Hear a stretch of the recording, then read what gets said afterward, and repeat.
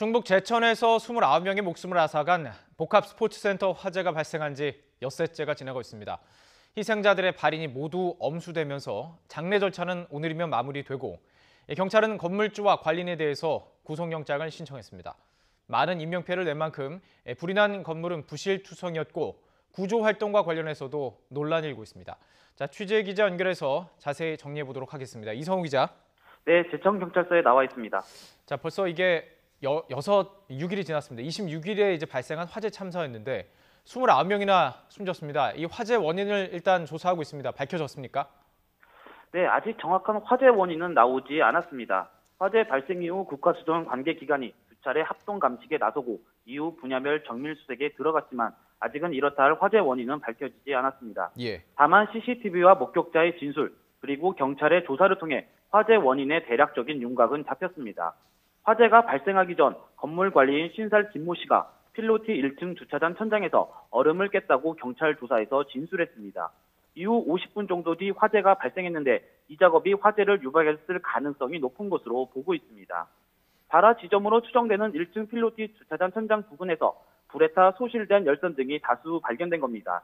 하지만 정확한 숫자와 설치 위치, 설치 기간 등은 합동 감식반의 조사 결과가 나와야 알 수 있지만 천장에 설치된 발열 등이 과열돼 화재를 일으켰을 가능성이 커 보입니다.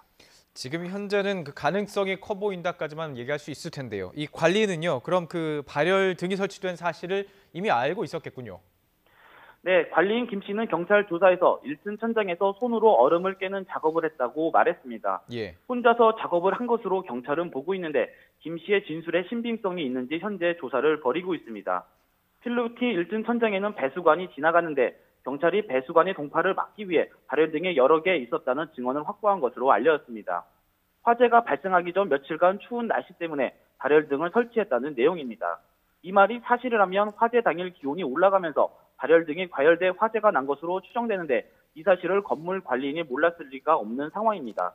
정확한 사실은 합동 감식반의 감식 결과가 나와야겠지만 관리인의 관리 소홀은 분명한 것으로 보입니다. 자, 그리고 이 건물주에 대해서도 좀 얘기를 해봐야 될 것 같습니다. 왜냐하면 건물에 지금 불법 증축 같은 것이 많이 있었기 때문인데 경찰이 영장을 신청했죠? 네, 그렇습니다. 조금 전 경찰이 건물주 53살 이모 씨의 구속영장을 신청했습니다. 이 씨의 혐의는 소방시설법 위반과 업무상 과실치사상, 여기에 건축법 위반도 추가됐습니다. 네. 당초 경찰은 소방시설법 위반과 업무상 과실치사상 혐의만 추가했는데 8층과 9층 햇빛 가림막 등을 불법 설치한 것이 확인됨에 따라 건축법 위반 혐의를 추가한 겁니다. 예. 이 씨는 지난 8월 화재가 난 건물을 경매로 인수했습니다. 그러나 화재가 난 건물이 이 씨가 인수하기 전에도 불법 준주택 사실도 드러났습니다. 이에 경찰은 전 건물주인 박모 씨에 대해서도 건축법 위반 혐의로 입건할 예정입니다. 경찰은 이미 박 씨에 대해 추가 수사를 벌여 불법 증축에 관여한 것으로 드러났습니다. 또 해당 건물의 소방 점검을 맡은 업체를 현재 압수수색하고 있습니다. 수사관 17명을 강원도 춘천에 있는 소방 전문 관리 업체로 보낸 상태입니다. 경찰은 이번 압수수색을 통해 소방 시설 점검이 제대로 이뤄졌는지, 점검 이후 부실하다고 지적된 사실이 어떤 것인지, 점검 이후 예방을 위한 조치가 이뤄졌는지 집중적으로 규명할 방침입니다. 네, 또 한 가지 논란이 있었던 부분이죠. 소방당국의 부실 대응 논란. 자, 이 부분도 좀 짚어봐야 될 것 같습니다. 소방합동조사단이 이 부분에 대해서 조사에 나섰다고요? 네, 그렇습니다. 소방당국의 부실 대응 의혹 등을 규명할 소방합동조사단이 본격적인 활동에 들어갔습니다. 예. 조사에는 전문가 24명이 참여하는데 현장 대응과 상황 관리 등 5개 반으로 구성돼 조사를 벌입니다. 일단 소방합동조사단은 활동 상황을 논의한 뒤 경찰의 협조를 얻어 화재 현장을 둘러볼 예정입니다. 앞서 유가족은 소방당국이 20명의 희생자가 발생한 2층 사우나 통유리를 서둘러 깨고 구조에 나섰더라면 피해를 줄일 수 있었다고 주장했습니다. 이에 합동조사단은 구조 활동이 제대로 이뤄졌는지를 살펴볼 것으로 알고 있습니다.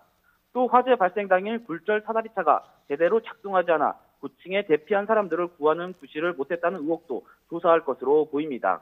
이번 조사는 내년 1월 10일까지 이어지는데 그 결과는 1월 12일쯤 발표할 예정입니다. 자, 마지막으로 이번 화재 참사 희생자들의 장례 절차 정리해보죠. 마무리가 된 건가요? 네, 이번 화재 참사로 숨진 희생자 29명의 장례 절차가 모두 마무리했습니다.